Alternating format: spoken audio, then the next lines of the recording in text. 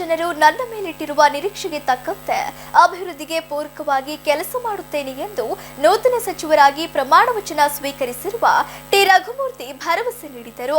ಪ್ರಮಾಣ ವಚನ ಸ್ವೀಕರಿಸಿದ ನಂತರ ಪ್ರಥಮ ಬಾರಿಗೆ ಜಿಲ್ಲೆಗೆ ಆಗಮಿಸಿದ ಸಚಿವ ಟಿ ರಘುಮೂರ್ತಿ ಅವರಿಗೆ ನಗರದ ಮದಕರಿ ವೃತ್ತದಲ್ಲಿ ಚಿತ್ರದುರ್ಗ ನಾಯಕ ಸಮಾಜದಿಂದ ಸನ್ಮಾನಿಸಲಾಯಿತು.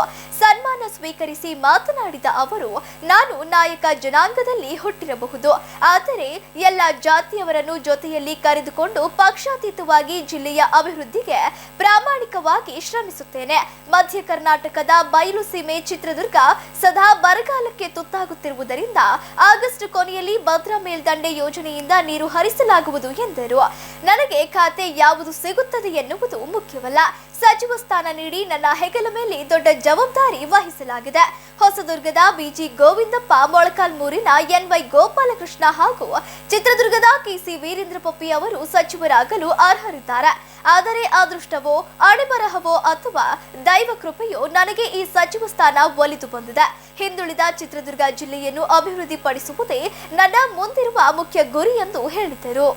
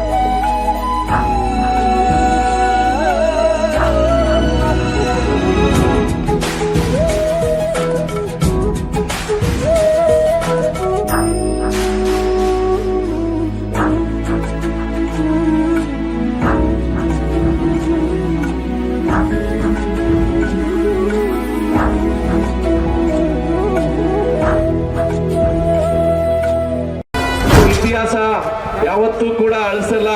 ಇತಿಹಾಸ ಗೊತ್ತಿರೋರು ಇತಿಹಾಸವನ್ನ ನಿರ್ಮಿಸ್ತಾರೆ. ಬರಗಾಲವನ್ನ ಜನರು ಯಾರು ಸಂಕಷ್ಟದಲ್ಲಿ ಇರ್ತಾರೆ, ಆ ಸಂಕಷ್ಟದಲ್ಲಿದ್ದಂತ ಜನರಿಗೆ ನಮ್ಮ ರಾಜ್ಯ ಸರ್ಕಾರ ಮತ್ತು ಕೇಂದ್ರ ಸರ್ಕಾರದ ಯೋಜನೆಗಳು ತಲುಪಿಸಂತ ಕೆಲಸ ಖಂಡಿತವಾಗ್ಲೂ ನಾನು ಸಚಿವನಾಗಿ ಎಲ್ಲ ನಮ್ಮ ಶಾಸಕರ ಒಂದು ಸಹಯೋಗದೊಂದಿಗೆ ಅದನ್ನ ಮಾಡ್ತೀವಿ ಅಂತ ಈ ಸಂದರ್ಭದಲ್ಲಿ ಹೇಳ್ತಾ, ನಿಮ್ಮ ವಿಶ್ವಾಸವನ್ನ, ನಿಮ್ಮ ನಿರೀಕ್ಷೆಯನ್ನ ನಾವ್ಯಾವತ್ತೂ ಕೂಡ ಹುಸಿಗೊಳಿಸಲ್ಲ.